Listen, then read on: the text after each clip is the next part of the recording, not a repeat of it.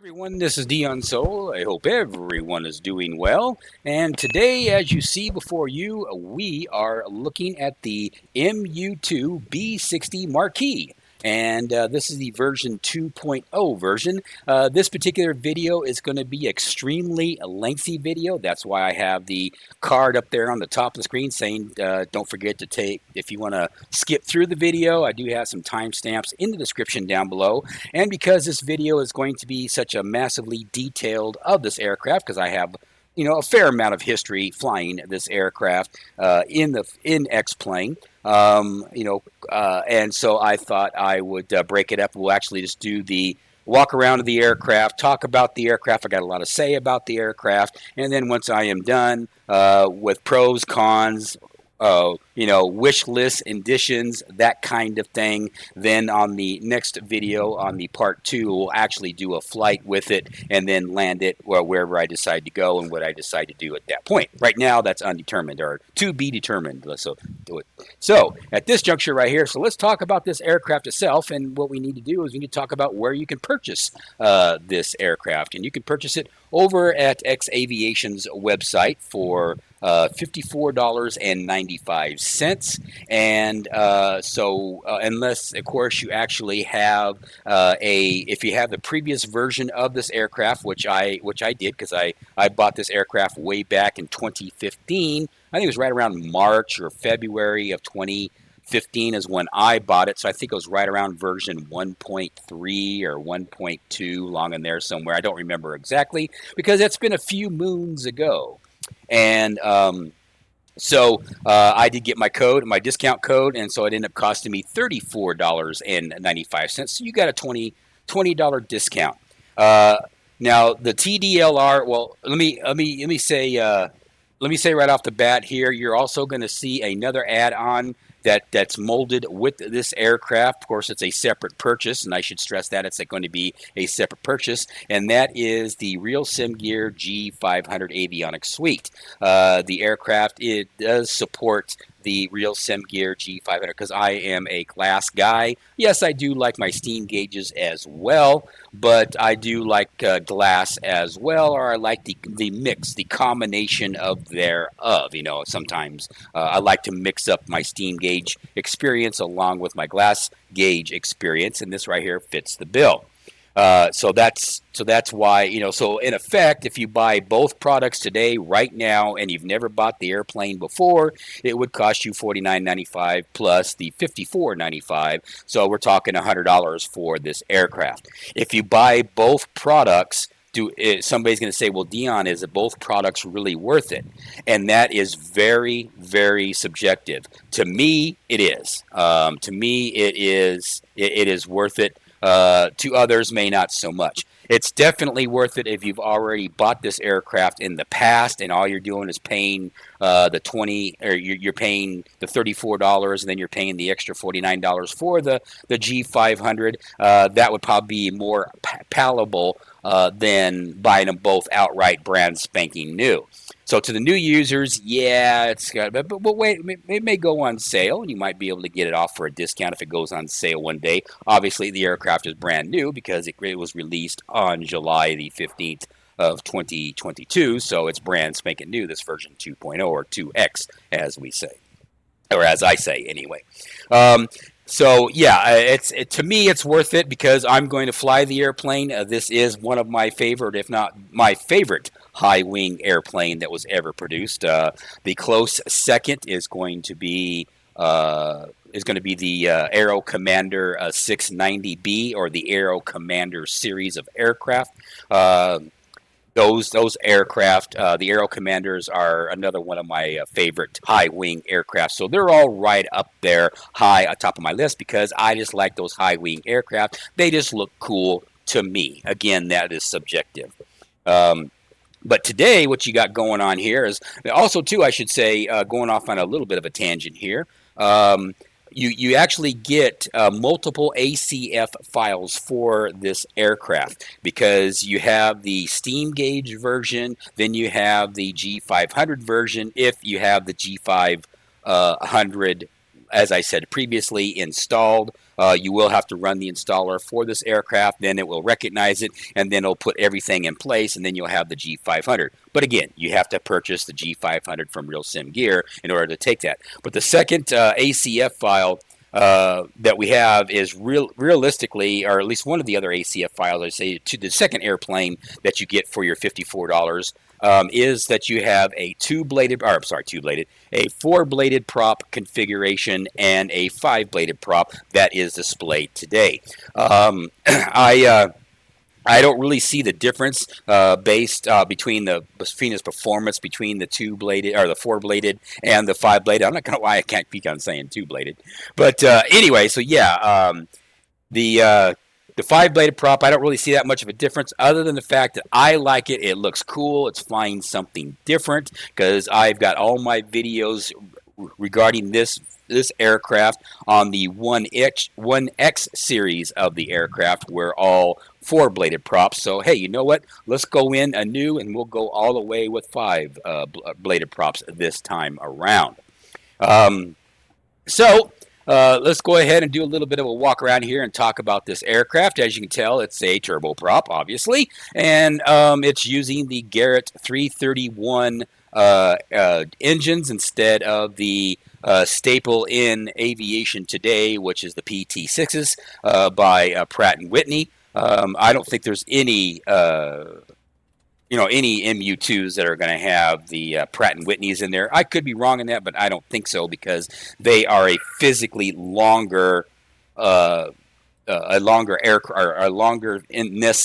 than this one right here. It would probably look very, very funky. So I could be wrong in that assessment, but from what I know, what little I know about it, it's. But yeah, it's. So it's the Garrett engines, and so it's a little bit different how you start them and how you take care of the engines when you go fly this aircraft. Now, what the difference is between the 1X version and the 2X, other than the fact that 2X has been totally redesigned to be able to accept version X-Plane 12 when X-Plane 12 is released. I fully intend in buying the X-Plane 12, and as of late, I've done a few videos and on different various web hosting platforms or video hosting platforms. You've been seeing me do a lot of flights that are in X-Plane as opposed into Microsoft Flight Simulator. And just a reason why, just so people are like, well, why are you doing that? Microsoft Flight Simulator is so much better. And the short answer is I've changed my tune. It's not really so much better.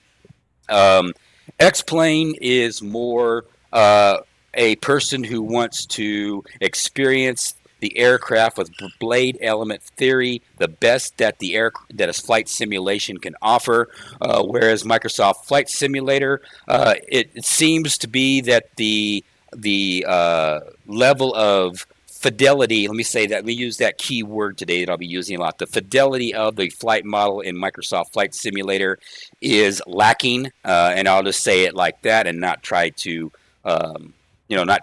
poo-poo it or throw any shade anywhere, but it is lacking. Also, the fidelity of the aircraft in Microsoft Flight Simulator so far just don't meet up to the standards that X-Plane has as far as high-fidelity aircraft, except for a few notable exceptions. So before you ask, or before you say in the comments down below, yes, there is some notable exceptions to that rule, and that's perfectly fine. I want Microsoft Flight Simulator and X-Plane 11/12 to be competitive. But I think Austin Meyer at Laminar Research said something that what he noticed, that there's a difference between the Microsoft Flight Simulator platform and the X-Plane platform, and that is X-Plane is going for the professional model, making sure that everything is as realistic as the real world aircrafts can be, whereas in Microsoft, they're going for the eye candy, making sure that you're flying into a world that is highly detailed and just looks, you could do your VFR flights all day long in Microsoft Flight Simulator, and you're going to get that sense of realism because of the eye candy that you're seeing. Sadly, on the flip side of that, X-Plane does not have the eye candy. We have to either purchase or have to download a lot of mods to be able to get our eye candy as close to what Microsoft Flight Simulator is, but still, we're not as going. X-Plane is never going to be as good as Microsoft Flight Simulator when it comes to eye candy. It's just not going to happen. And Austin has made that clear on the last video that I seen him on. I think it was from FS Elite website when they were doing they were talking to him about what's going on with the X-Plane 12 development and what their roadmap is going forward. And that is professional grade simulator that filters down into the desktop, and it gives you that more realism on everything. So if you screw up in the sim, or if it's going to bite you. The sim is not going to be as kit holds you with kit gloves like Microsoft Flight Simulator does. So that's just the way it is. That's just the way it goes. So because I want my realism, I kind of lean more towards the realism. I want the aircraft to be the best that they can be and as detailed as they can be, even though as we go through this video here, you're going to see some deficiencies that I will talk about that I'll wish that Tom Tykwer will actually add as they evolve the aircraft. And that's another selling point for this aircraft to me is that Tom has a history of evolving his aircraft over time. He listens to the community, and when the time is right, and when he's not working on another project or whatever the case may be, he'll listen to the community and he will add features to the aircraft. Case in point, it's not all because of me, but way back with the version 1X on version 1.7, I posted, and a few others probably did the same thing. A few other MU2 pilots did the same thing by posting, "Hey, Tom, why don't you put a G500 avionics suite into the aircraft and the GTN 750 into the aircraft?" Because what we are seeing now today, even as of 2017, when I asked the question, "Hey, you going to put the G500 and the GTN 750 in there by Reality XP? That would be awesome." And at the time, he said maybe someday, and just kind of not really blow it off, but just, it didn't happen. Let me just say it that way. It just didn't happen. And he decided, it appears, obviously, he decided to wait and actually have somebody else come out with the product, which ended up being Real Sim Gear that we discussed previously. And so now that is now integrated into the aircraft. So I end up getting what I wanted eventually. It just took 5 more years for that to happen, and then it finally happened. So it is what it is. But we got it now. Is this aircraft worth of $54.95? To kind of go back on that train of thought, I think so. If you like the aircraft and you have a use case for the aircraft for your economy modules, whether it be FS Economy or FS Airlines, insert economy module here. There is use case serial uses for this aircraft, but bear in mind and have the full understanding that this aircraft will be a stepping stone for you if you're if you're thinking on the lines of a career mode where you hop between this aircraft to this aircraft and then you move on to a jet or whatever. This aircraft will be a stepping stone as opposed to the only aircraft you're ever going to fly when it comes to economy modules. Now, I'm saying that based on my personal experience and how my reactions to it have been. That's why on the 1X series, version of this aircraft, I flew it for a while, and then once I got to a point to be able to upgrade to a different aircraft, then I upgraded to the different aircraft, and then it went in the hangar and started collecting metaphorical dust or virtual dust. We'll just say it that way. And that would be very cool with X-Plane 12 if Laminar Research could actually put dust on the airplanes. That would be pretty neat, but it's not going to happen, but that would be pretty cool. So that's So for that kind of thing to be able to have to be able to have the aircraft for the $54, I personally think it's worth it because I like the aircraft. I think, again, this is one of my favorite aircraft that is a high wing aircraft. I think it goes pretty damn fast. You could do almost 300 knots with it, and in some cases, if the wind is in your favor, you can go beyond the 300 knot over the ground barrier if you happen to be, like I say again, the right. Having the right scenario.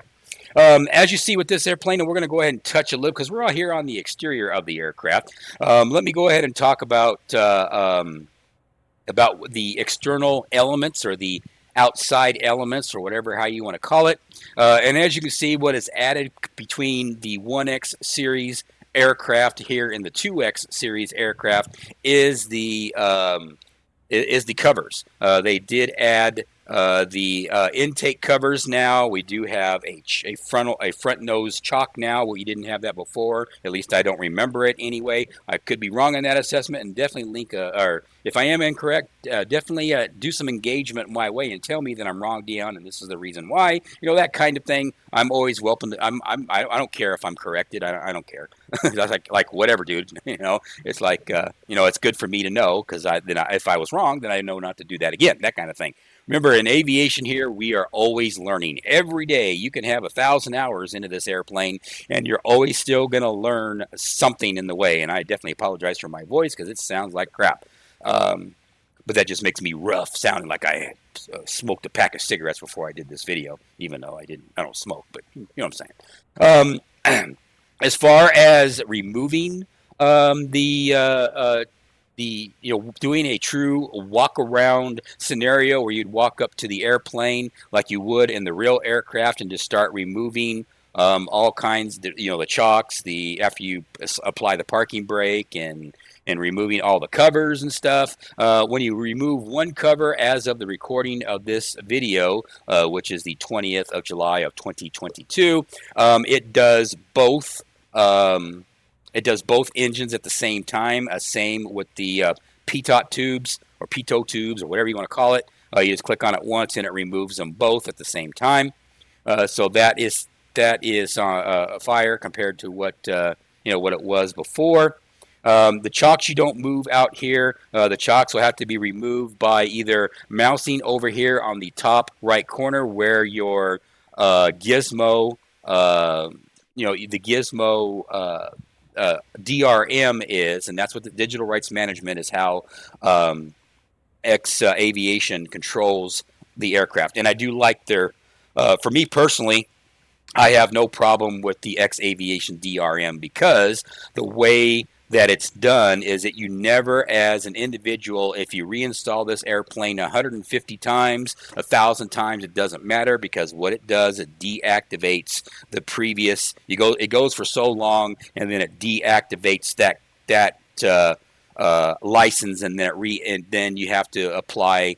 To redo the license, which doesn't cost anything, and then it ups you with your hardware for the next X amount of time or whatever the case may be, which I will have to do because I am going to upgrade my computer eventually, and that kind of thing. So I do like I have no problem with the DRM, the Gizmo DRM for the X Aviation products, and that to me is another selling point and why to bring it in, buying from X Aviation without to go too mushy because I'm probably starting to sound like a homeboy or a shill for X Aviation. But the reality is, I don't have any problems with X Aviation. I know some people have had in the past, and that's, to be frankly blunt and honest with you, if you had a problem with X Aviation, sorry. I'm not going to get involved in that because I don't have a problem with X Aviation so far, especially now with the introduction of the way the DRM works today. I don't have any issues at all. I just buy my airplanes, I install it. Yes, I go through Gizmo. Gizmo, they say, which is what you see right here, Gizmo does they say, I don't know if it's true or not, but the resources, you do take a resource hit in your simulation experience with Gizmo. Me personally, because I have a potato computer, because my computer is 2014 vintage computer hardware with a GTX 1080 Founders Edition. I'm doing 20 to 30 frames a second anyway when I do my flights, so it is what it is. And once I get in there, once I get an updated stuff where I'm doing 90 frames a second or whatever, and then it drags my stuff down to 30 frames a second, then I'd be complaining. But from what I understand, we don't have those kinds of problems, so I'm not going to trip on that. But anyway, so this is the MU2 preference folder right here. Like I say, you can put in all the cards and stuff. We're not going to do the GPU just yet because we're going to finish our walk around of the aircraft and talk about the aircraft. And all the buttons that you see right here on the screen are self-explanatory on exactly what they do in the state that you want to leave, how this aircraft, when you log out of the simulation and come back, and in the save state scenario, how it's going to be when you come back into the sim. That kind of thing. So that's what all these buttons do. Couple of batteries, that kind of thing. So it's really, it's pretty good. We did not have that in the 1X version of this aircraft. So yeah, we're smiling pretty here because and basically brought it up to a more modern model with it here in 2022. Touching on the 5-bladed props again, just a little bit. There is a mod, or not a mod, but there is a real. Let me say it this way: there is a real world mod out there that a MU2 owner did fly when he was doing his round the world trip back in the early 10s, 2010, 2012, 20. I don't remember exactly when it was, but he ended up flying to Dubai, and they actually had some. Made his MU2 have a 5-bladed prop just like you see here, except what they did different is that they were scimitar blades. So they actually had a curvature to the blades to have that scimitar look where you would see, the Eastern, the Middle East type swords of the days gone by, where they'd actually have those curved swords. Well, it's kind of like they kind of look the same there. Whether you actually get a benefit from having a scimitar props instead of the normal straight props that you see right here that we have that we purchase that we can get, I don't know, and that would be somebody in the comments down below could sit there and say, yeah, Dion. Yeah, they are better, and this is why, or no, they're not. It doesn't really matter. It's just eye candy. And if that's the case, then oh well. But then if it's eye candy, then it'd be nice to either have Tom actually make the scimitar for the eye candy, or have somebody else make another ACF file that actually has the curvature of it. Because I think they look really, really cool. They just look totally badass, and they just look like I mean business. That kind of thing. The scimitar. The scimitar props, whether they really, again, they function or not, I don't know. Coming around here a little bit, you can see that this particular version of the MU2 has the front headlights or the landing lights that actually fold out instead of the other ones that are actually embedded into the nose cone or into the nose of the aircraft.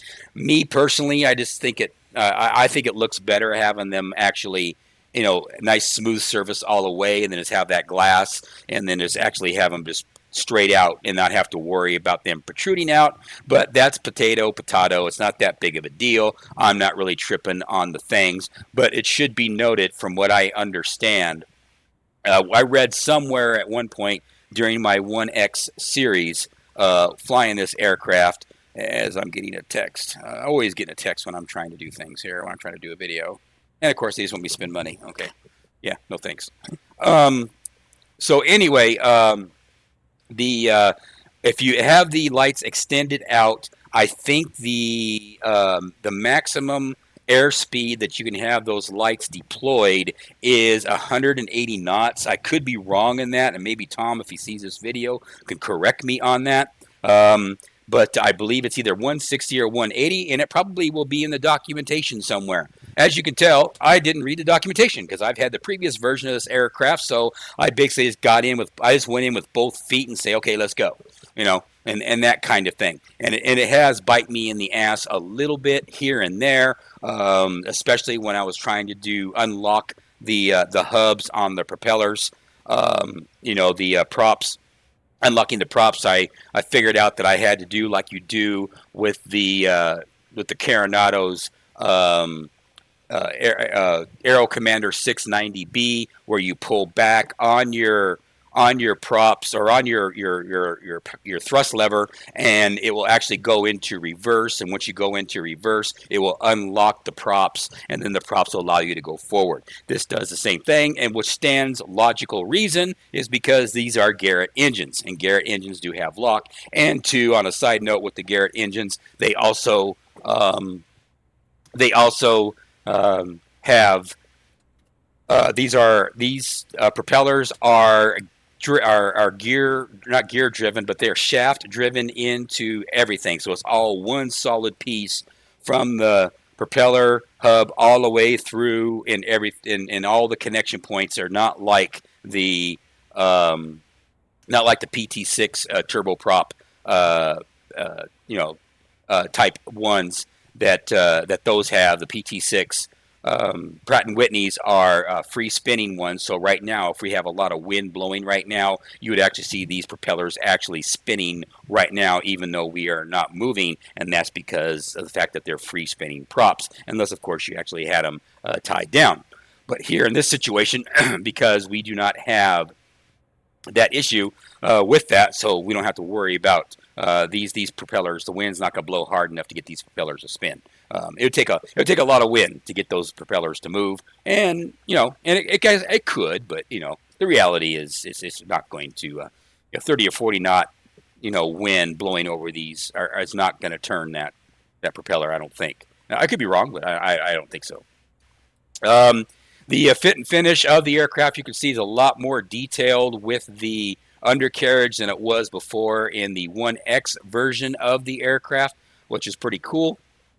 A little bit more details and higher, obviously higher resolution, which is pretty neat. And you got the scruff marks. So, Tom took his time to be able to, make this aircraft as detailed as possible. And the fact that you're paying the $54.95 for this aircraft. So the justification, excuse me, for it. I got a coughing spell coming. All right. So anyway, like I say, very detailed. The brakes themselves. I guess it's a 4-position brake, or four hub brake, because you got one right there, and there. So you got 4 hubs on these brakes, which would be needed because this aircraft is very fast. So that would make logical sense to have that many hubs for this aircraft. As far as fueling the aircraft, what you saw in the, we do not have. Let me say it this way: we do not have a weights and balance. So that'd be one thing I would like to see Tom actually make in this aircraft, is to actually be able to go in and actually have in the preference here another page in here that would have the weight and balance, where you would actually put in the passenger counts. And because a lot of aircraft today, especially here on the X-Plane platform, a lot of these modern aircraft do have your CG, your CG, what do you call it, chart. And then as you load passengers or fuel up, the CG chart changes on the fly. So that is something that I would highly recommend Tom to do, especially seeing how you kind of been paying $54 for this aircraft. So hopefully he will implement that into this aircraft over time. That would be helpful, and basically get what you pay for. That kind of thing. The fit and finish of this aircraft, I think I've said already, is very, very nice. 4K textures and beyond. It's very, very nice looking aircraft. This is the default when you install the aircraft and you get it all ready to go in your first flight or whatever, 9 times out of 10 you're going to be flying this particular livery because this is the default livery. And basically, all I did I was able to find where the engine uh, or the engine parts were. Let me say it that way. Where the engine parts were, and I was able to paint the engines because I like my engines painted, and I think it actually makes the livery look better with the chrome, balanced against the dark color, in this case blue. So you got those two opposing contrasts or whatever you want to call it, and it just makes it look better in my personal opinion. We don't really have enough red in this aircraft. I mean, I did put the tail number here in red. Now, a little bit of backstory in how to actually, if you just want to roll uh, this particular livery, and all you want to do is just um, change the tail number. Now, how I did it, and I'll explain to you how I did it verbally here because I can't bring up GIMP and everything else. That would just make this video extremely long. But the short TDLR answer is basically what I did is I loaded up GIMP like normal, and then what I did is I copied the plain white wrapper because the paint kit in this particular aircraft, from what I can figure out so far as of this recording, is white. It's the plain white wrapper. And then that way you can add whatever you want on top of it. And that's exactly what I did. Is I took the plain white wrapper, loaded as one layer into GIMP, and then after that, then I took this particular livery that actually had the other out-of-the-box tail number on it, and then I just basically erased with the eraser where that tail number was, and then what bled through was the plain white wrapper in that area where the tail number was. And so that's how I was able to have this livery without any tail number at all. Then what I did is I actually, after I did that, made sure it all worked. Then what I did is I actually went back into GIMP and I actually added two text files. One that November 4-2, and then the other text was 0 Sierra Whiskey. And then I actually positioned them as you see right here. And when you look and you have to play games with it, because the reason why you have to play games with it is because this aircraft, all the bits and parts of this aircraft are all over the place on the paint kit. So for us who only use GIMP or have the knowledge to use GIMP, we're very limited on how we can paint our aircraft because I personally just don't know how, and I have not been able to find a YouTube video where it takes you from the very start, step by step, being able to paint in Blender. Bring the raw model into Blender. Then once you bring it into Blender, and then be able to go through the steps to be able to paint the aircraft the way you want it. And then what it does, it will, like it does in Microsoft Flight Simulator, it'll actually put all of the bits and bobs in the proper places. But with Microsoft Flight Simulator painting, there's more steps involved. It becomes a total pain in the ass, and I just give up on it. And so I'm in the same boat, on Microsoft Flight Simulator as I am in X-Plane on certain aircraft models by certain developers. What happens is the reason why you see it, it's not a full concentric, from left to right. I tried to get it close, but from left to right, the November all the way to the whiskey, from left to right, that you see right here in the screen. Basically, like I say, it's two different text files with two different things, and then I just lined them up the best I could, and that's the best I can do because the actual rudder itself that you see right here is actually one bit that is away from the actual fin itself that you see right here.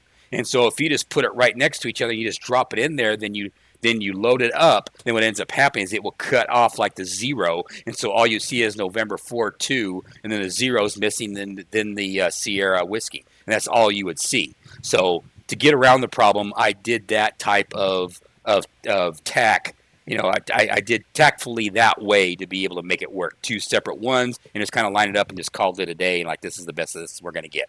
As far as matching the colors, not a big deal. You can still do that in GIMP, no problem. But I like the design of this one right here, so it all works out. And you'd have the same exact problem, even if you had the plain white wrapper and you wanted to be able to have your own tail number in this same location, you'd be running into the same problem. You would have to kind of guess and with trial and error to be able to get the tail number to line up correctly.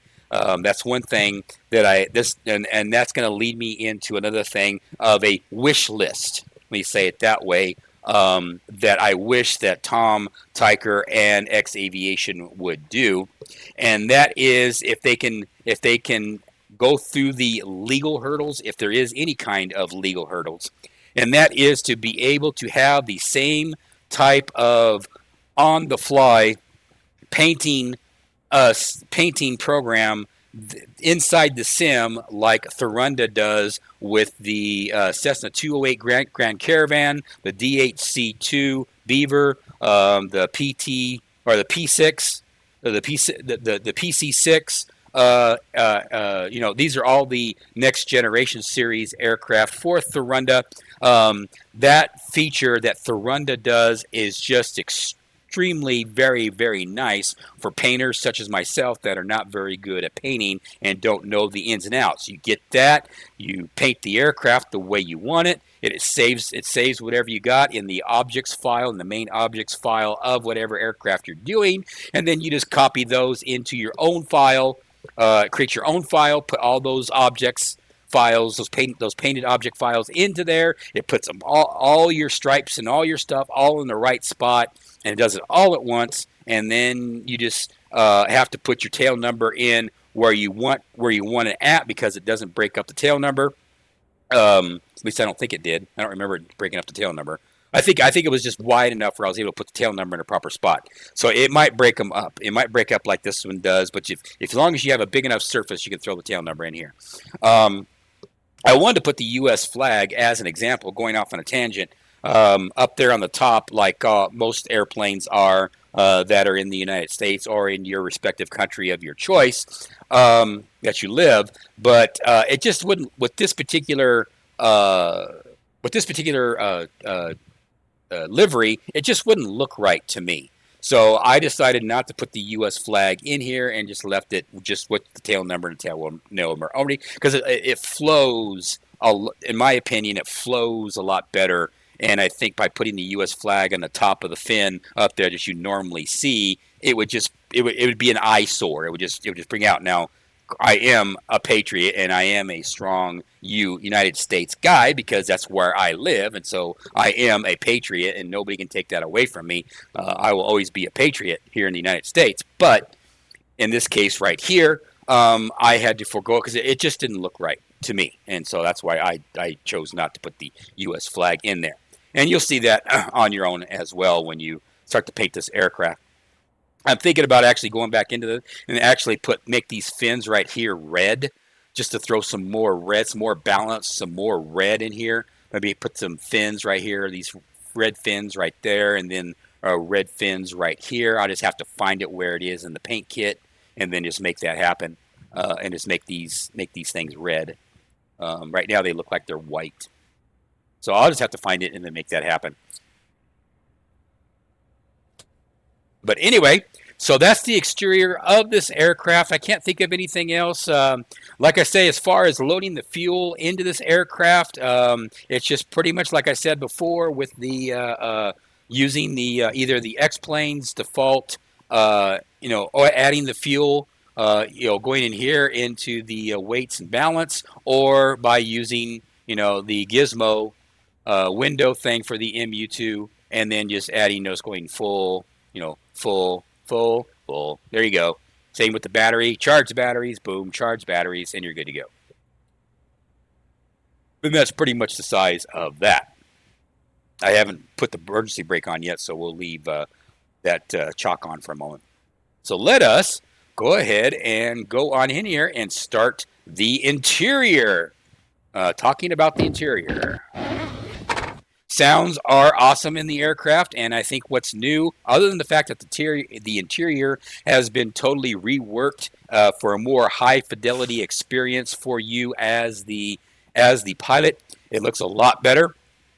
Um, I can't speak highly enough of how much better it looks compared to the 1X series of the aircraft. I think what is new that I didn't notice before in the 1X was I didn't see this step come out like it does here. Because in the real world, they do have the steps that come out just like you see right here. So that is something that I think Tom actually added, but I could be wrong in that assessment, and probably Tom will see this video and say, nope, Dion, you're wrong. And if I am, I am. It is what it is. But either way, it doesn't really matter because I, as the purchaser of the aircraft, I still win anyway because now I have a step to get inside the aircraft that looks awesome. So there you go. So either way, I, as the user, wins. Over here, the only thing that I would like to see Tom do is actually have the ability to have these curtains to add the role playing aspect to flying this aircraft. Not only you, the pilot, you're also doing a role playing, and that would actually have these instead of just a static image that it is, to be able to actually have it be 3D dynamic, where you can actually left click and grab either the top or the bottom or the center or whatever, and then just left click and drag and then close the curtains, and just left click and drag and slide it and just close them, and then actually have the accordion effect where they just accordion scrunch up and then they come in, and then later on, as the model matures and X-plane matures, maybe you would start getting dust, mold, or whatever start to sink in. I know somebody's laughing at that right now. Dion, really, dust? But maybe someday when computers get faster and that sort of thing, representing dust, because the airplane was sitting for a while or whatever, start to accumulate, or snow accumulating on the side of the aircraft if it's been parked for a while, and it's because up here in KTVL, where we're at here in South Lake Tahoe, California, this area would be a snow place. There'd be a lot of snow right here, but because it's summertime, as of the recording of this video, there ain't no snow, and also we're in X-plane 11 and not X-plane 12. So that's one thing I'd like to see. Like to see those kinds of particle effects and accordion style with the curtains, where you'd be able to move the curtains any way you wanted to, and any one of them any way you wanted to. So you'd always have a different look, or at least it would save the last state when you save the aircraft, and then that kind of thing. And when you walk in here right now, as you can see, we have the MU2 logo, which I think is new. I don't remember it being in the version 1X version of the aircraft. So that is epic in my personal opinion. I just think that that just it jumps out to you. It gives you that wow factor, that like, this is the MU2. Welcome to the MU2. That kind of feeling you get as you're walking into the aircraft. So that first impression, that's really good. I really like that.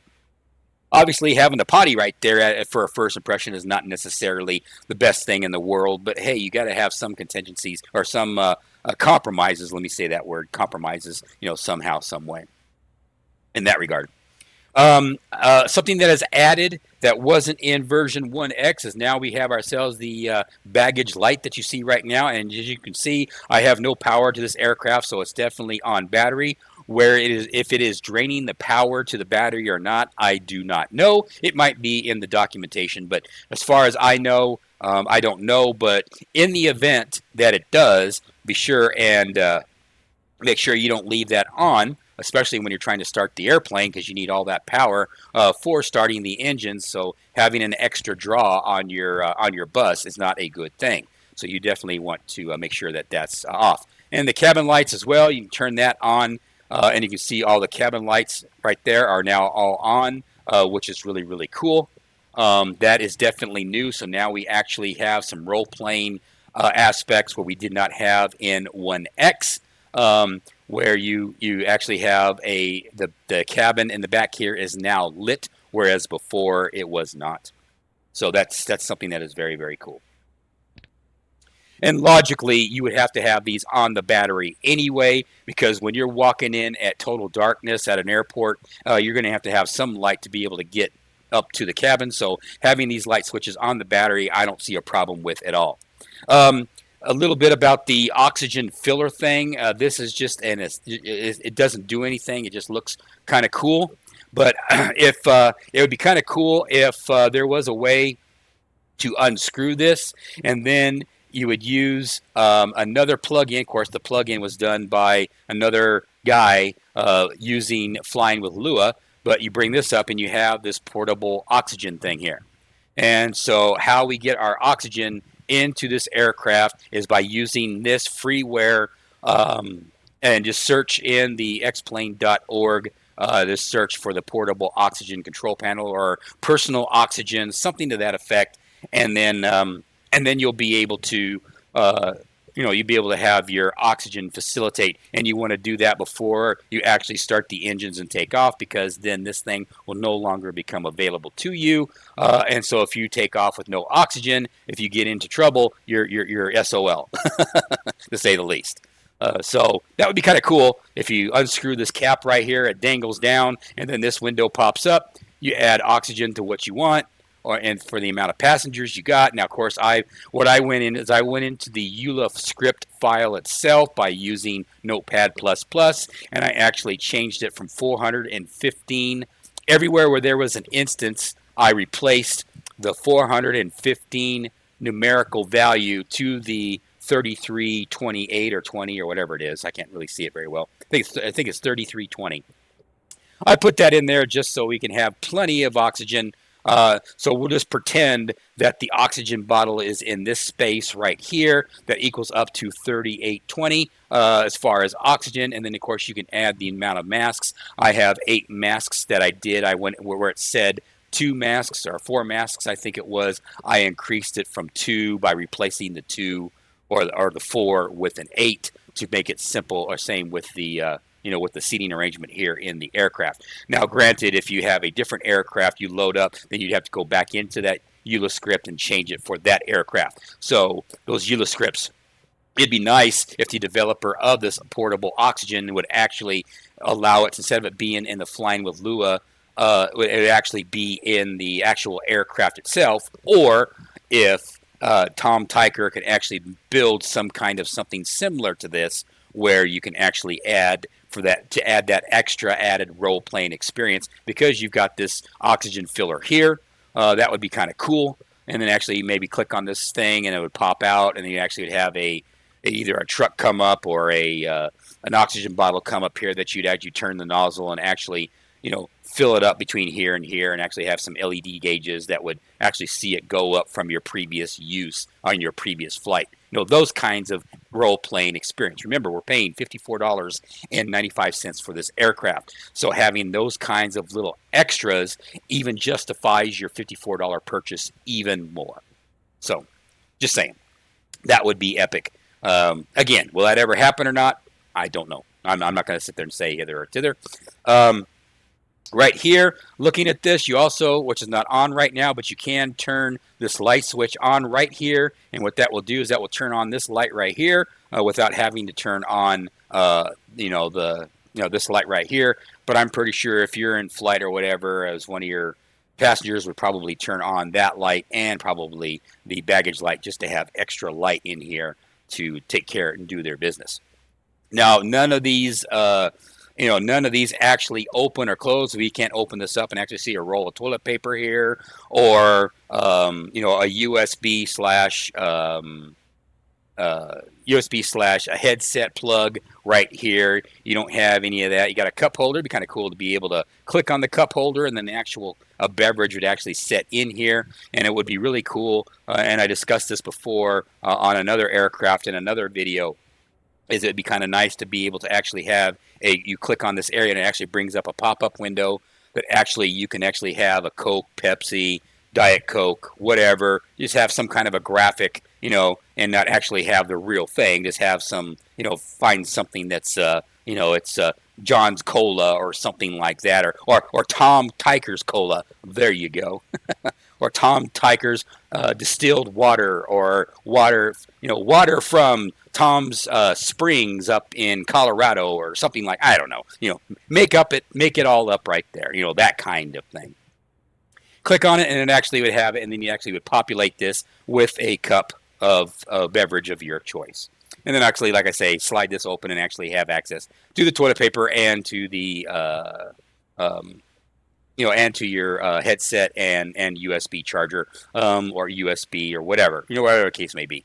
That would be a nice little add-on thing right there. Is it necessary? No, but just from a role-playing purposes, that would be kind of cool. And then obviously you can't open this up, obviously, and I probably don't want to open this up because who knows what kind of Klingons are underneath there. So we'll leave that alone. And then over here, we can click on this, and then now, as you can see, we actually have our privacy thing now. I don't remember if the 1X had the privacy thing. It may have, but I don't remember it. But at least we got the privacy thing in right here, which is pretty damn cool. So those sounds are satisfying right there. I think that's pretty cool. So that is closing this door up in here, which is pretty cool. Now we'll come in here to the cabin. As you see right off the bat that I was trying to avoid showing you until now, I went ahead and actually found where this welcome mat was. And so as you can see, I should have said welcome to Solus Wings instead of just welcome, Solus Wings. But hey, whatever. What's done is done. But I put my Solus Wings logo right there, which just personalizes this aircraft for me. So that would be, that made it cool, for that personalization aspect of it, which is pretty neat. Being able to, again, talking about the screens, the wind screens and whatnot. I've already kind of talked about that, having these where they are actually movable and accordion style, where you can just left click and drag and all other happy stuff, that kind of thing. Same with the beverage holder, having some kind of a pop-up window, which we discussed just a few minutes ago. Being able to change, because I would love to be able to change the exterior on the fly and actually create your own paint scheme. It would be also nice to be able to have some kind of a functionality like that as well for the interior. I would like to have a more modern, solid white and dark gray or charcoal gray or something like that, with the spectrum of colors that you'd be able to actually personalize your interior to make it whatever color you want. Change the wood from mahogany to oak to cherry to whatever, have those kinds of things that could be done on the fly and then save it, and then actually save it into the ability to be able to save it and then bring it on over to your own particular livery that you've created on your own. That would be very cool. That'd be very nice to do something like that. And that would be very unique because even Thorunda does not have the ability to actually change the texture colors and the textures and whatnot. Let's say that, which I should just bring it right on up and say it all right now. When you get this aircraft, especially if you're doing an economy purposes for this aircraft, either it be FS Airlines or FS Economy or whatever the case may be, it would be good to be able to remove the seats and then actually change the textures of down here into a more cargo variant instead. So basically, like what Thorunda does, you just left click and drag, or just left click, and then it's in the center of the seat, and then boom, you just remove these seats, or you can either the center of the seat or at the headrest, left click and drag, and then actually bring the seats, fold them completely down. That kind of thing would be kind of cool. Same with actually bringing up the bringing up these armrests would be kind of cool for role-playing purposes, to be able to actually notice click on the button here, and then this would actually pop. It would have some kind of action where you can pop it, or it pop up, and then you just left click and drag and actually lock it into place. That would be pretty cool as well. And then that way, when you're doing a flight where it's involved in just cargo transportation only, because when you have this in those economy modules, you're going to run into that a lot, where you're just hauling cargo. So it'd be kind of cool to be able to actually have all of these put away, where you can just put these away, out of the way, and then just bring them back at a later time. Same with the casting couch here. I call this the casting couch because when you're up at elevation and you're having a new actress, well, I'll just stop right now. But you get the method behind that. So we got the casting couch right here. And so, yeah, we got the casting couch right here. So we replaced that with extra seats. If you actually have a situation where you want to get rid of this vanity thing right here and actually add a seat or two in here to actually get more passengers in here and just get rid of the casting couch, that kind of thing. So that would be nice as well, to have those kinds of options. Remember, we're paying $54.95 for this aircraft, and other aircraft vendors have done things that I am describing right now. So just to keep up with the times.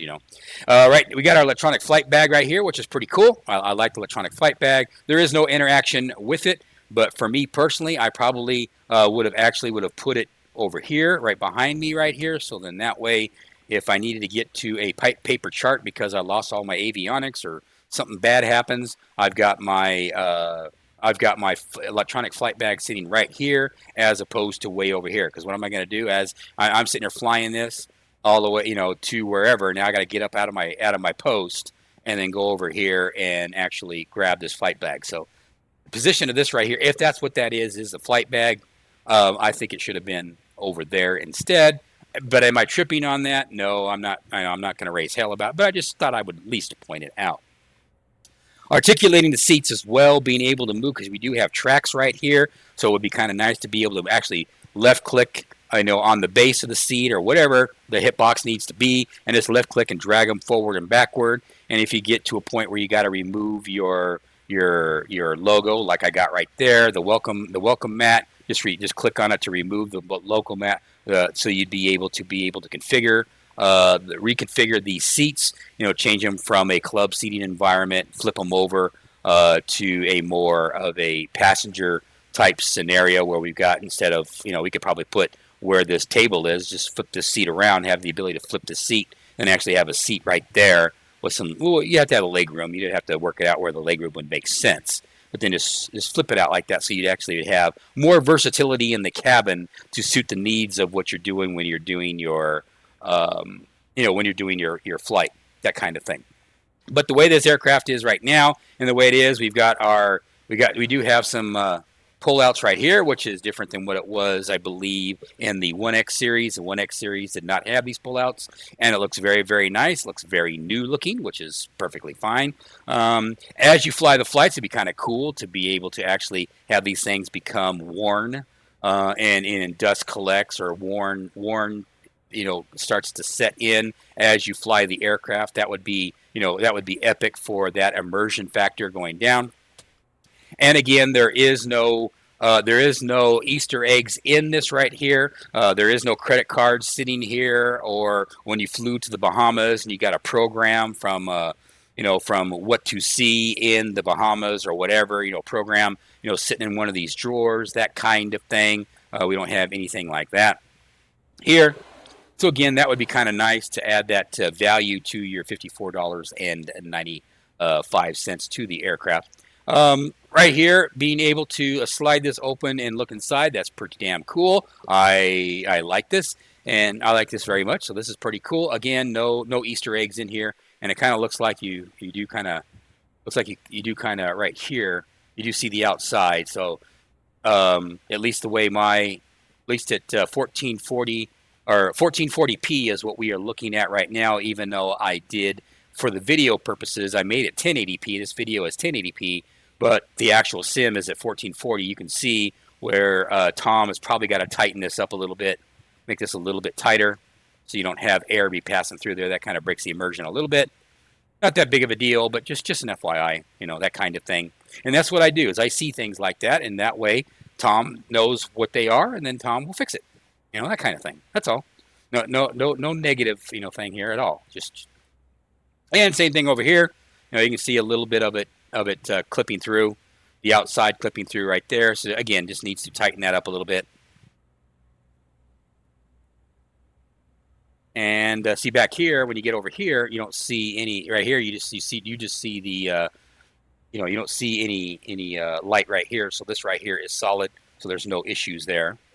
Opening this door right here, we got little stuff in here. It'd be kind of cool to be able to set things in here like snacks, sodas, or whatever. That would be kind of cool to have that immersion factor, you know, that kind of thing. Now I saved the, and then you can pull out right here, another drawer, which is pretty cool. Another drawer here that you can sit here and look at. Again, no Easter eggs. And the hitbox is right there. And then obviously, and then up here on the very tippy top, we'll come over here like this.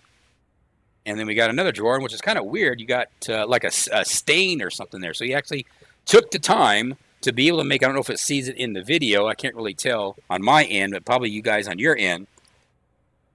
There is a stain right there. So it looks like there was something was spilt right there, which is kind of cool. I like that. Brings that to add immersion. And then right here is the one that I saved for last. And the reason why I saved this one for last is because this is where your headset is. The headset is in my opinion, is necessary. When you get this airplane in flight and you're rocking and rolling and you're this airplane becomes very loud, especially when you got it cranked up to 11. You're gonna want this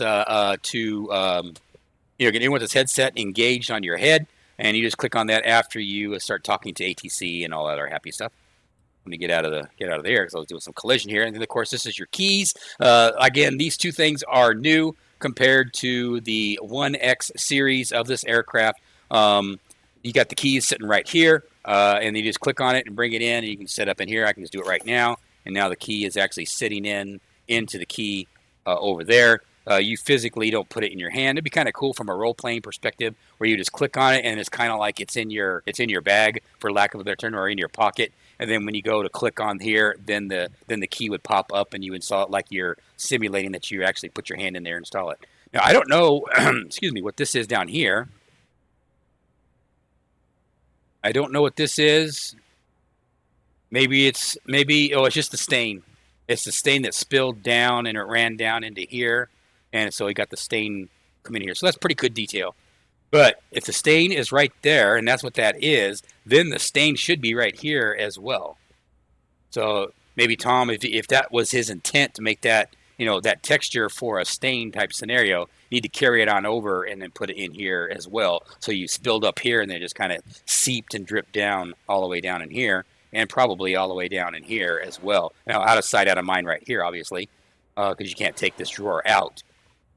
That kind of thing, and same thing for in here, probably. If we're going to start to nitpick.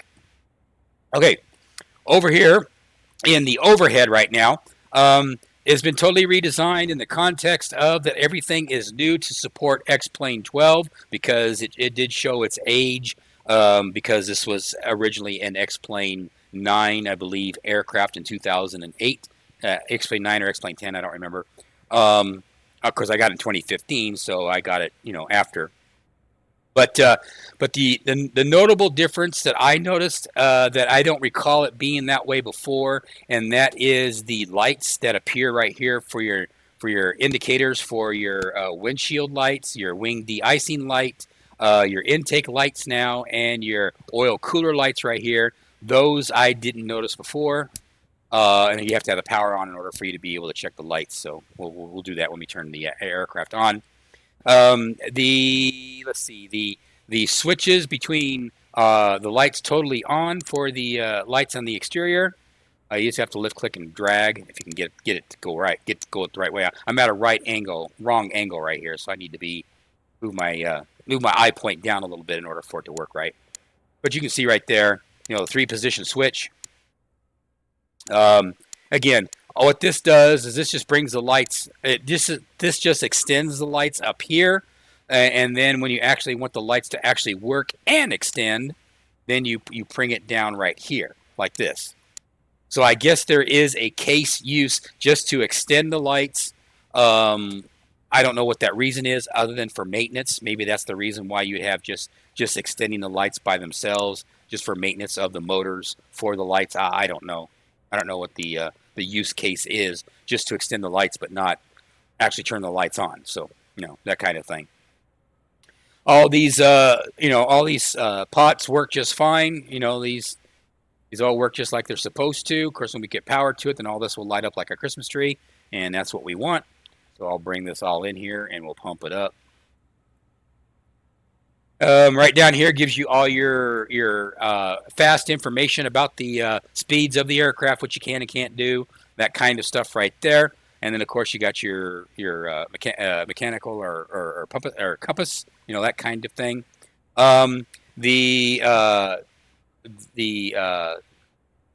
These things right here, they're one operation where you click and then it brings them out, and you click again, then it closes them off. You can't articulate them to go to the other side or anything like that. They're just one spot. For me, is that a deal breaker? And boy, I'm paying a lot of money for that. Just that? No, I don't really care. Like whatever, that doesn't really bother me all that much.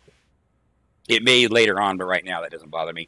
You'll be able to articulate the air. Now I have not had the air on and see if it blows over my field of view, and I start hearing the sound of the air conditioning blow right on me. That Dan Klaus did that with the oh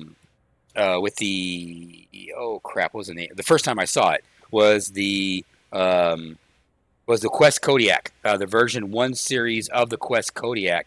Dan actually made it so the actual vent, you would move that vent right over where you were looking, and then the sound, the F-mod sound would increase of the airflow to make it simulate that you've got the air blowing in your face. I thought that was cool, but then when version 2.0 came out, Dan removed it, and it's no longer a function anymore. Am I tripping on that? No, because I'm sure that's just an extra little thing that you have to do to make all that work, which takes more time on you to be able. So, because in actuality, every time that you make these aircraft more and more detailed, the more and more things you have to fix as X-Plane's shelf life matures over time. So, there might be a hook that does one thing that allows you to be able to do a particular task. Well, then X-Plane goes from version 12 to version 12.1 or 12.3 or whatever, and then all of a sudden that thing that used to work no longer works.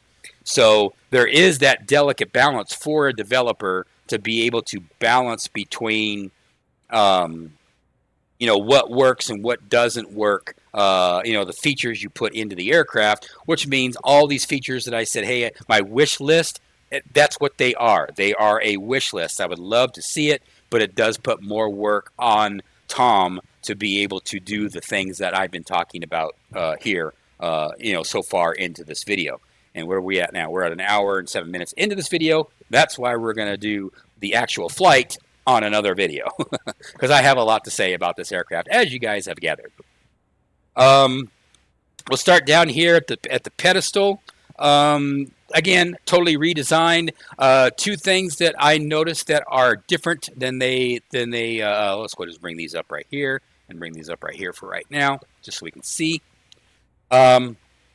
The two things that I noticed was that the trim and the soft ride functions, I have not been able to get them to work. Either it's my behavior not doing a certain thing with the autopilot at a certain time to create the proper sequence to be able to get it. But back on the 1X version of this aircraft, you would just hit the autopilot, the yaw dampener would automatically engage, and then the trim would automatically engage, and the soft ride, you would click on it once you're at cruising altitude, because you didn't want whatever the soft ride did, you did not want that functionality to interfere when you're trying to climb, turn, whatever. Same with the yaw dampener for that matter. When you're coming in to land, you don't want to have that yaw dampener engaged and the trim, because you're going to be in trouble trying to land this aircraft. This aircraft is somewhat not forgiving. You can make it forgiving after the more you fly the airplane, but this airplane is not overall. It's not a Cessna 172. Let me just say it that way. You've got to read the instructions, which I didn't, but you got to read the instructions, and you got to follow your checklists and everything else, which I don't. So do what I say, but not what I do. Well, and then what good are you, Dion? But in all seriousness, Yeah, it's just, but what they did add, well, that was one thing that I noticed, and what they did add is this little bitty sight gauge right here. So when you are moving, you're changing the roll trim. Not only do you have the roll trim position up here, but you also see what your wings are doing right here. So you could be flying down the air, going down the air just like this. I'll move my hand so it's at an angle like this if you can actually see it in the video. So you're going in at an angle, and so that's what that does. And then you lower the left wing or the right wing to be able to compensate, to be able, depending on what phase of the flight you are, to be able to, get you flying on the straight and level. But everything else here is pretty much the same as it was before. I can't think of anything. I don't remember the cigarette lighter being there before. I don't know what use case I would have in the sim for a cigarette lighter, other than the fact it's just modeled, but it does nothing. I think that's what that is, a cigarette lighter, because we have an ashtray. So you got to have a cigarette lighter. At least have the other part of the cigarette lighter modeled right here. So then that way you can push it down and then it would pop back up and then you'll be ready to light up your cigarette. Now, of course, you know what's going to happen if you did that. What ends up going to happen is then you're going to have to say, this aircraft has smoking, even though it doesn't. But you know what I'm saying? Those kinds of things might crop up. Somebody would complain about it. Some woke somebody or another would complain about it and get their panties in the wad because they've got an ashtray and a cigarette lighter there. Whatever. It's the way kids are today. They're very, very pampered. But anyway, and it's our fault. But anyway, so that's the pedestal right there in a nutshell. When we do we'll go through the operation of it once we start the airplane. And matter of fact, we need to go ahead and pop the brake there. So now I can remove. We'll pretend like we went outside here and removed the yoke lock. And we'll go ahead and remove the nose wheel lock. And we can get rid of these so we can actually see what the hell we're doing. Over here on the over here on the oxygen thing, you can see we got a gauge over here. We got the ability to actually turn on the oxygen. And I don't see one over here, so I guess the co-pilot side is the oxygen system for everything, for the cabin and for the cockpit. Is all right here. This does nothing. It doesn't move or anything like that. And of course, again, when you use a third-party add-on as an example, such as portable oxygen here, you'll see that that there is this gauge, this sight gauge right here does not go from totally empty to 2,000 psi. It doesn't move, so there is no. So maybe that could be fixed someday, where you can actually turn this on when it's time, or if you turn on the little plug-in like this, and then all of a sudden it would actually this would actually move on over and actually go into the on position, and then you'd actually start depleting your oxygen supply, that kind of thing. Something in the future, that kind of thing. I'm trying to close it. I think I can't close it because I'm in the wrong spot here, wrong hitbox. Come on, there we go. Here we just have a little sight glass right here for, I guess, brake when necessary, I guess is what it is. You got some circuit breakers right here, new circuit breakers and some light bulbs if you need to replace light bulbs, which is pretty cool. All right, your pressurization over here is nothing different than before. Obviously, just been reworked and modernized as far in the context of getting ready for X-Plane 12. I have not been able to get the Hobbs meter to work. Now, I don't know if it's something that I have to do as the user or it's just not working, because I have not seen any LED. Because that appears to be that would be an LED readout, and I'm not seeing any. I'm not seeing any LED readout here. So that's something that Tom needs to work on to fix, at least, or if there's something that I have to do to be able to get it to work. Or when I turn it on, then maybe it comes on and I just missed it. It could be. We'll find out here in a minute. As you can see, we are still sporting the Garmin 430 and 530, and the Garmin GTX 330. Whatchamacallit? Squawk box, also known as a transponder. Trying to have a brain fart of what you call the damn thing. And it works just fine. Works with no issues at all. All this stuff works with no issues at all. But there's something that I need to talk about that I was surprised that Tom did not include this at release, and that is the GTN 750. And I was surprised that the GTN 750 was not integrated out of the box. I don't know why. I don't know if there is some legal hurdles that Tom has to do, or there is some there's some design issues or what. I don't know. But so for now, I think enough people need to just kind of like, hey, Tom, can you please put the GTN 750 in here? Yes, I know the GTN 750 Reality XP's version, which is what this is old data, and I keep on saying it. So, but it is old data because they get their information from the actual Garmin trainer. For those of you that don't know, and the Garmin trainer does not get updated. You have to actually, when you install the GTN 750 in X-Plane, you also have to install the Garmin trainer software as well from Garmin in order for you to be able to get the navigation data from that. And every time I go to update, it tells me that I have the latest version, and the version on this particular unit the latest version we have is April or May, I guess it was. May is the cutoff date. May of 2021 is the cutoff date. So it's well over a year behind, and they were supposed to be updating it every 6 months, but that didn't go. So hopefully, maybe Tom has got something behind the scenes that I personally don't know about that is going to replace. This is going to make it we don't have to have the GTN 750 from Reality XP, and it will be something else. I don't know, but Avidyne, anyone? Have an Avidyne version? Basically, I just want the touch screen functionality to quickly and efficiently put in a flight plan and still use my Navigraph data. Not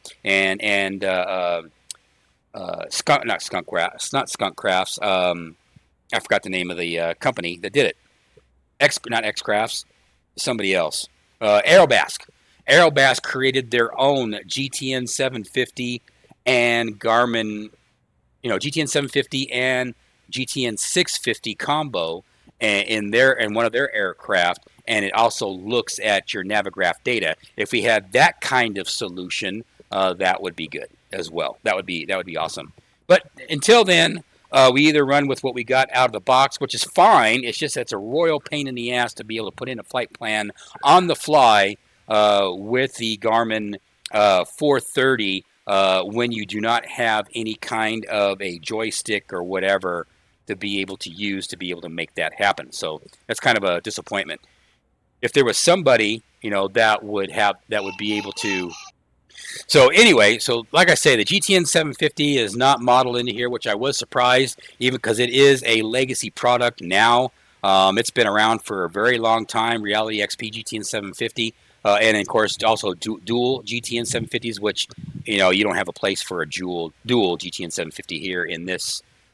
But at least one of them would have been nice to help out, even though you'd be running on old data. But old data is better than no data, and that kind of thing. So it'd be nice if they had it, but it is what it is. The functionality of the GTN 750, I should say, while we're talking about this, is that the GTN 750, based on the settings that you have in the settings of the GTN 750, in my case, it's default. It totally, oops, that's the wrong thing. That's the XP Realistic right there. My bad. So that's not it. Anyway, it takes over everything, and the GTN 750 just totally takes over everything when you go in here to the settings menu and you set it all up. And then when you do set it all up, and you just basically, as default, It just says, I'm in charge and you do what I say. That's basically what the GTN 750 does. So because of that scenario, what ends up happening, of course, now I've totally jacked up my my video here. Nice. Okay, fixed. I hit the wrong button and automatically just said, see ya, we're just going to do on that. So I hope it wasn't for very long that way. But anyway, so like I said, the GTN 750 takes over everything. And basically what ends up happening is the Garmin 530, what it does is it just takes the segmented waypoints, the time, your speed, everything else, and just copies from the GTN 750 over into the Garmin 430 or 530, excuse me, and then from the 530, then it puts that information into the G500. Is how it works. So it just goes boop to boop to boop. That's it. That's basically how it works when you have the GTN 750 installed. Now you will get more functionality as far as more realistic functionality if you actually didn't have the GTN 750 installed. But again, it's just, again, it's a royal pain in the ass to be able to put a flight plan in here. And if you're trying to actually change the procedure with this dial when you're flying it, when you're coming up to you're coming to actually land, it becomes a pain in the ass if you don't have the proper tools. So, it is what it is. Okay, so I guess we can go ahead. The gauges and everything all work like normal. Nothing special here. Didn't see anything out of the ordinary as far as gauges and stuff, and all the system modeling of all the switches and stuff. I don't know why these are all automatic or already engaged. That's kind of weird. Maybe they weren't. It just looked that way. Okay, well, without further ado, let's go ahead and start the GPU. Bring this aircraft to life.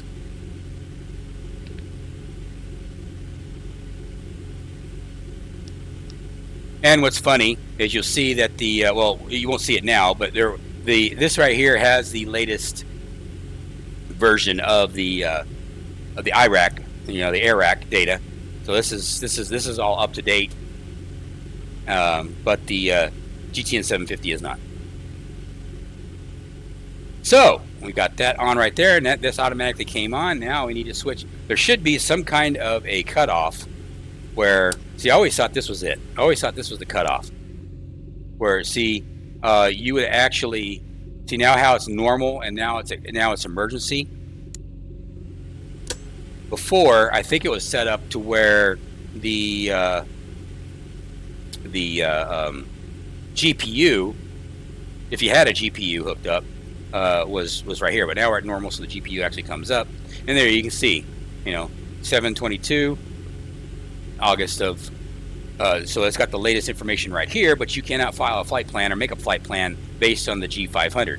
You have to do it with the Garmin 430 or 530 or the GTN 750 to follow the flight plan, from my understanding of how it works. So we'll go ahead and turn on the lights here, and now we got DC voltage right here. Now we're up to 25 volts, so all that is on both batteries. Turn that back off. Now we got one battery, excuse me, is still got voltage, but the other one does not. Alrighty, so now what we need to do is go ahead and turn on the inverters, and the reason why we turn on the inverters so we can have all of our stuff on. And because we are going through the GPU right now, we have no amps on the batteries, which makes logical sense, or to the alternators, I should say. I think these are the alternators, by the way. But the alternators do have voltage going to it because it's backfeeding from the GPU.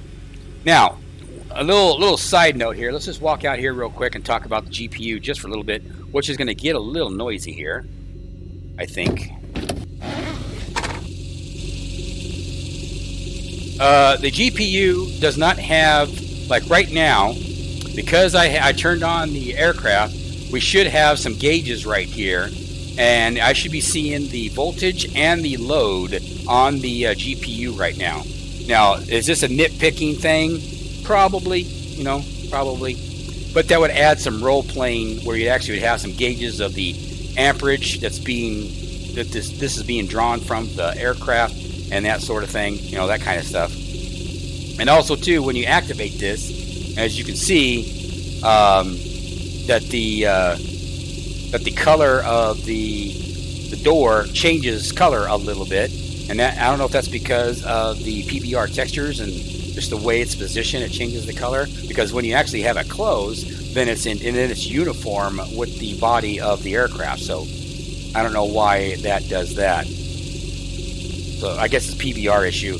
And of course, you can see the plug right here. Not a lot of detail in the plug or the rope.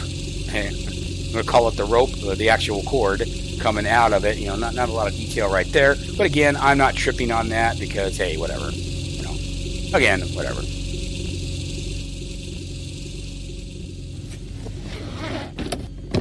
So anyway, and then lastly, I did not talk about this. I mean, these do open.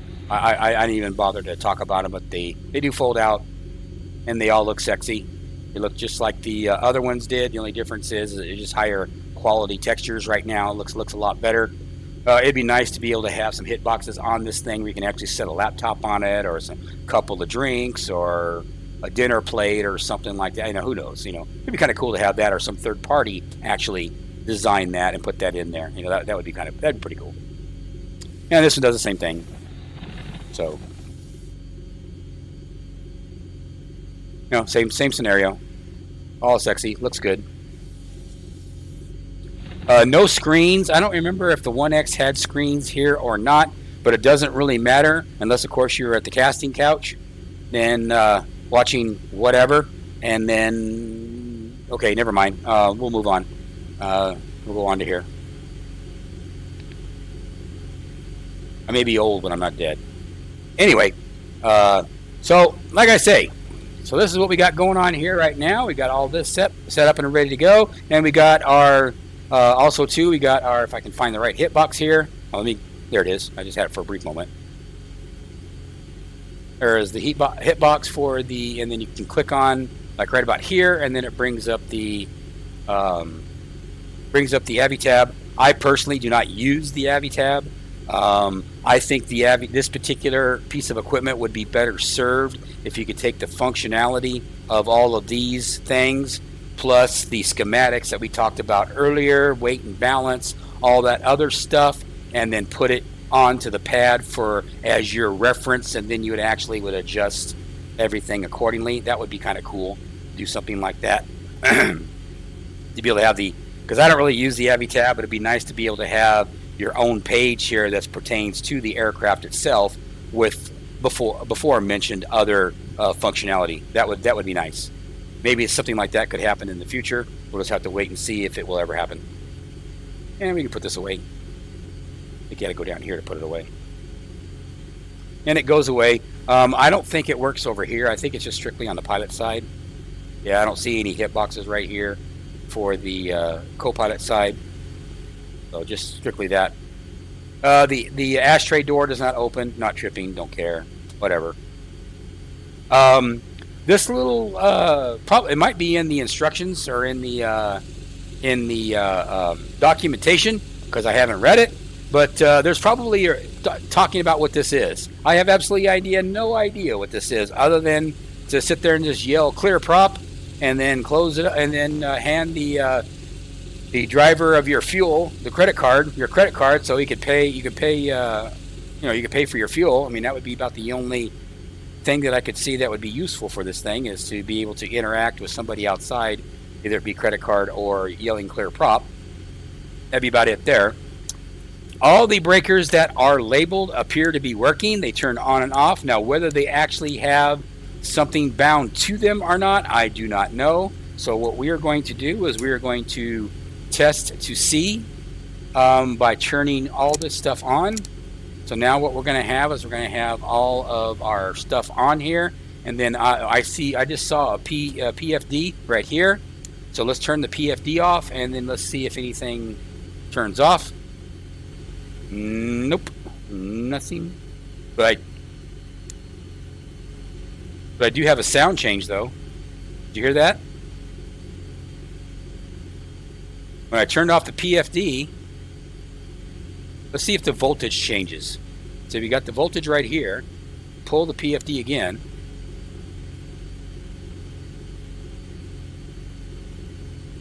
See the wind of the what do you call it, is slowing down, which is weird. These right here wouldn't be with a physical anyway. You know, these right here would be all electronic. These would all be laser guided gyros. That's what I'm trying to say. I was looking for the word gyro. So this would be a laser guided gyro, these particular pieces of equipment, other than a mechanical gyro. But you hear the mechanical gyro, when I turn this off, you hear it going down, even though I still got power and everything. So at least a PFD, well, it says gyro right there, duh.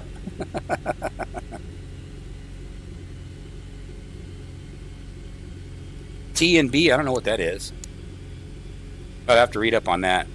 Fuel low warning, stall. Okay, let's play around here. Let's see if we got the stall warning. Oh, first off, let's move this. Stall warning. Okay, we hear the stall warning right now. We'll pull the stall warning. And we'll make sure the stall warning does not work. And how about that? The stall warning now does not work. So, based on those two, he may, now the caution light, okay, now the caution light should be off. Well, it is off right now. So let me turn it back on. Let me test it. Okay, now the caution light is now on. Now if I pull this breaker, does the caution light still stays on? So until I remove it. So I don't know what's up with that one. There's something mechanical. Now this switch right here works, but there's nothing labeled, so I don't know what it controls. This one right here doesn't have anything labeled, but it does not work. So I was expecting this to be the same way as this one, but it's not. So I don't know. There's something up there. Field generator. Pull the field generator. Does it do anything? Probably not, but if we were in flight or the engine's moving, it probably would. The generator.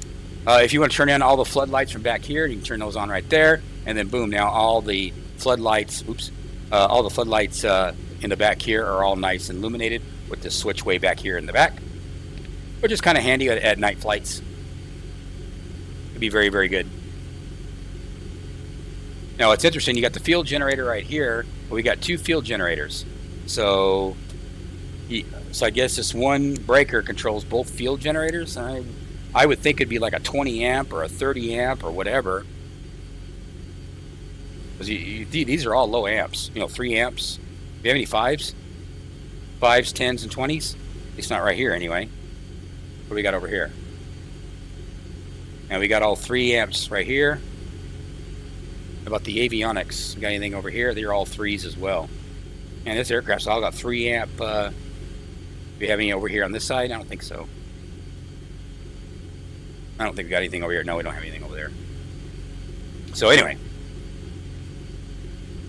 So yes, we got the breakers. Most of them work, and if not all of them work, or all of them probably work as they're supposed to. I'm going to go out on a limb on that one. They may not, but I'm going to go out on a limb on that one. So that is pretty much that right there. What else can I talk about here? We already talked about the autopilot. We already talked about the GTN 750. We already talked about all these right here with all this stuff going on right here. I click on this, and then we bring up the GTN 750. And as you can see, the date of the database is May 2021, which is most disappointing. And that's it there. And we can go over here, and we can go ahead and make sure that all this is on. This is on. This is on. Reset our timer. Our RAM. I don't know what this does. I'd have to learn what that does. Our fuel, how much fuel do we got? Okay, it shows that we got nothing. Oh, fuel on board, 369 pounds of fuel, or gallons of fuel. That means because we got all of our,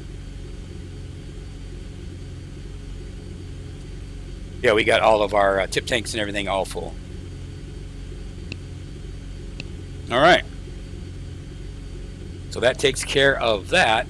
And if we were moving, this would give us what our fuel burn is instantly, what our efficiency is. That's why I like the GTN 750, because it gives you more information and calculates it all for you. That's why you pay, the $40,000 or $30,000 for a GTN 750 to be fitted into your aircraft because of all the features that a GTN 750 gives you. It's worth it.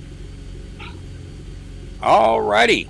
Well, I think I've talked to death about everything. As you can tell, my voice is cracking to hell and all that sort of thing. So I think in the next video, I will actually start the flight. We'll grab a flight. We'll import the flight into the GTN 750 or the Garmin 530, depending on how I decide to roll when I do it. Then we will continue on. All the buttons, knobs, and dials and switches, to sum up, all work just fine, and that sort of thing. So I will catch you guys over. Excuse me. I'll catch you guys over on the next video, and then we'll start this beast, and then we will fly it. It'll probably be a different time of the day, and definitely like, subscribe. Oh, I got to put that little thing in there. There you go. Like, subscribe, and if you feel my content is worthy, you made it this far, definitely throw a big old donation of $40 million into my checking account. Ha ha ha ha. You know, I'll take all your money. I got no problem. I have no shame in my game. So anyway, so yeah, you guys take care, and I'll catch you guys in the next video where we'll actually fly this beast. Take care, guys. Bye.